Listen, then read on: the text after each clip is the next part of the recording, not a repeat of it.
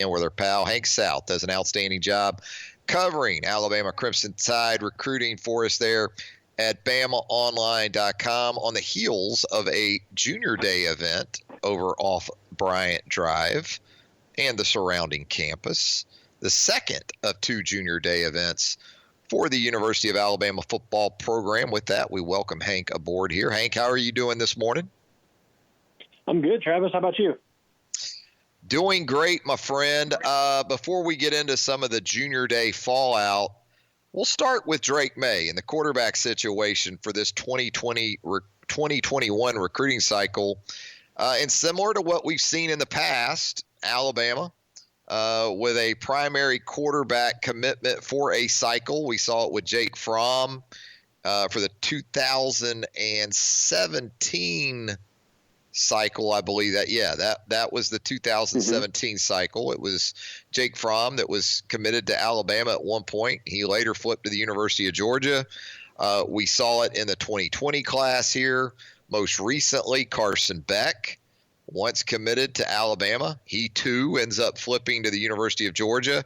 I'd say it worked out pretty well for Alabama in each of those cases. You ended up with not only Tua Tagovailoa in 2017, but also Mac Jones, the second quarterback in that class, and then Bryce Young here for this 2020 group. With that in mind, Hank, what do you think the sort of contingency plan is with Drake May flipping his commitment to the home state, North Carolina Tar Heels? Yeah, if you're looking for any silver lining to the situation, getting it out of the way in early March, like he did on Friday, it gives Bama some time. I mean, Jake Fromm flipped to Georgia. I think it was March 3rd. So, we saw how Bama kind of turned around, offered Tua, and then got him on board in May. So there's time. I think another big positive here, if you're looking for positives, is the fact that this staff is still intact from last year. This is the offensive staff. Brian Baker obviously went on to the NFL, but the guys that evaluated the quarterbacks last spring, last summer, the 2021 quarterbacks, and obviously others, they're still all on the staff. You still got Sark, you still got Tino Sinceri. You got all the coaches still there that have already put out these quarterback offers and have built relationships with these guys. And so they're still going to, be a factor in several of these recruitments. And one guy I caught up with this weekend in particular, Jalen Milroe, who's actually currently committed to Texas, but Bama fans probably remember his name from last summer. Right before Drake May committed in July, Jalen Milroe was getting ready to commit to Alabama. They were his leader. They were the school he was going to choose. And then we obviously saw Drake pop, and Jalen kind of circle back and committed to Texas. And so I caught up with him at a 7-on-7 tournament, and he's saying he's fully committed to Texas. He's 100% with them, but he is keeping his eyes open to other opportunities. And Bama is one of those. He said he talked to the staff earlier last week. I'm sorry. And he's kind of maintaining communication with them in a few other programs. So, there's going to be other names. I think there's about 8 quarterback offers out right now. A handful of them are already committed. So it's going to be some guys they might have to, change their minds. But I wouldn't be surprised to see them also, put some new offers out and kind of see what's out there at the quarterback position still remaining in 2021. We talked about this on the Built by Bama online podcast for Friday's edition of Daybreak last week.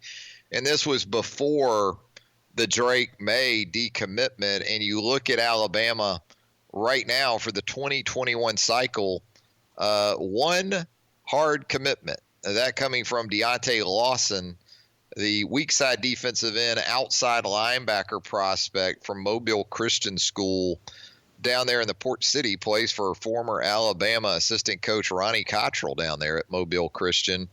What's the concern level at this stage of the proceedings with Alabama sitting here with just one commitment and understanding we're in an era now of an early signing period in December to go along with the February date? Is there reason for concern, in your opinion, at this point when looking at how things are moving along for this upcoming class? If it were, July or August, the season's about to start, there's one commitment in the class, I think there would certainly be reason for concern, just like you said, with kind of this this expedited calendar and things moving at a quicker pace. But considering it's still early March, this past Saturday was really the first weekend that Bama's hosted visitors so far this spring. There's a dozen big visits coming up in the next 4 weeks. Several 5-stars coming on campus, several of the top priority targets. Then you, of course, have camp season and everything. And if you kind of look back at past classes, April is really, mid-March, April is really when things start kind of kicking off. And then obviously, usually you see a few commitments throughout the summer as well, especially last summer when Bama went on that big run in June. I don't think the concern level should be too high. Obviously, it's going to be in this era when we've seen, Georgia, Clemson, LSU all start to kind of reach Bama's kind of level in recruiting and getting these high-level guys. And so I can understand where Bama fans are coming from when they see these other guys committing to these programs, and Bama's only got one commitment. But I still do think it's too early to, hit the panic button just yet.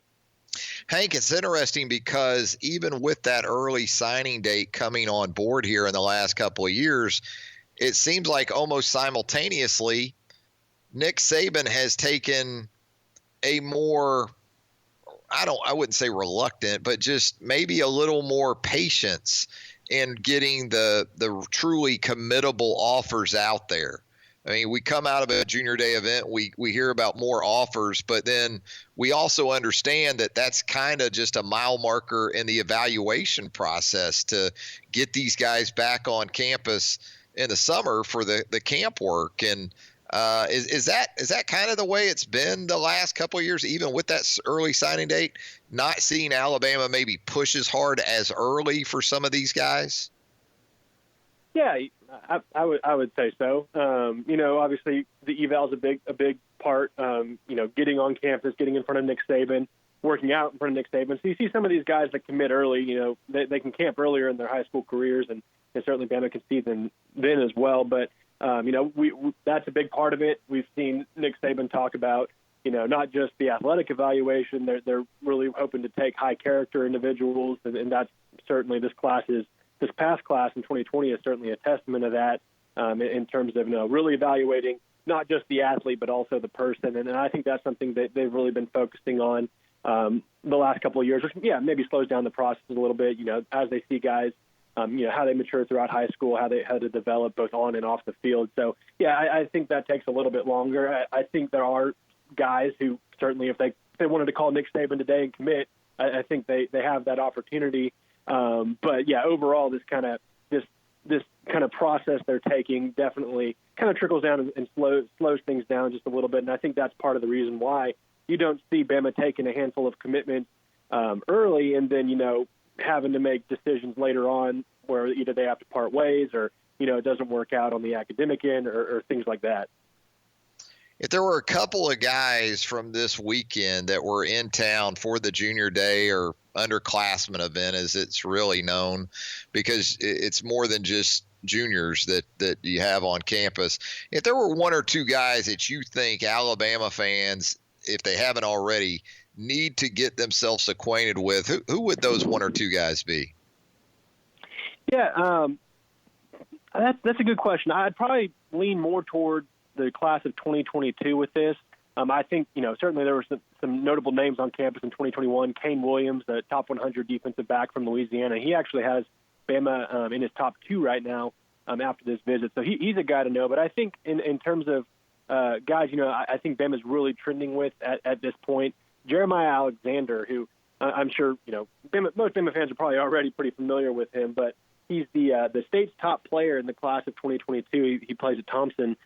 He's had an offer for a long time. He has a ton of offers. Bama, Georgia, LSU are his top 3, but I think Bama's really solidified itself atop his list. He's even said it. He said they're his leader, and I think he's a guy to watch.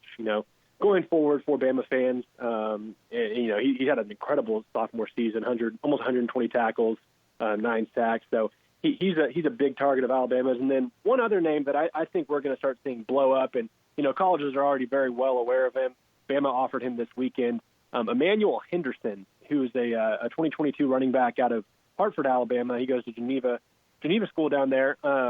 His tape is something else. He kind of does it all. He had almost 2,000 yards rushing, 340 yards receiving, 4 touchdowns there.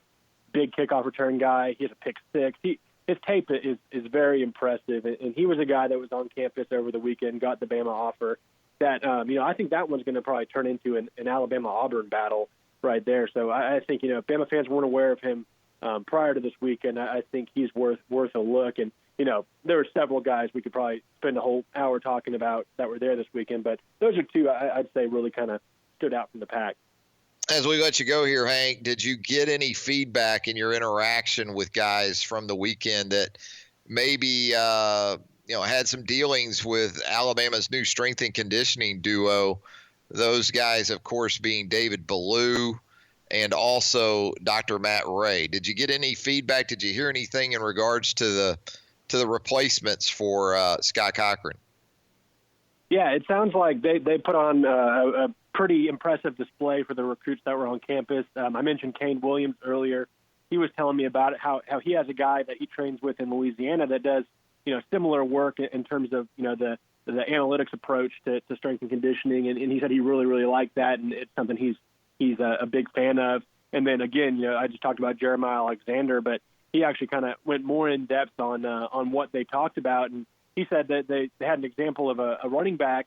They were doing a presentation, and they gave the recruits an example of how they had a running back that was running a 4.39 laser time, and they broke down however they're going to do their metrics and all that. They said they can look at different muscles in your leg, whether it's the quad or your hamstring, and they can kind of see on their graphs and their charts what needs to be worked on more to kind of balance out the I can't get scientific with this. I'm probably going to start rambling, but basically he said that it was a very impressive display, and he's a big fan of those 2 and what they're going to do in Tuscaloosa. But basically the end of that story was that they got the 40 time down from a 4.39 to I think a 4.29 is what he told me in the matter of a month, just by kind of looking at the data. So and I think the recruits really like the presentation they saw this weekend, and I think those 2 are going to be a big asset for Bama on the recruiting trail going forward.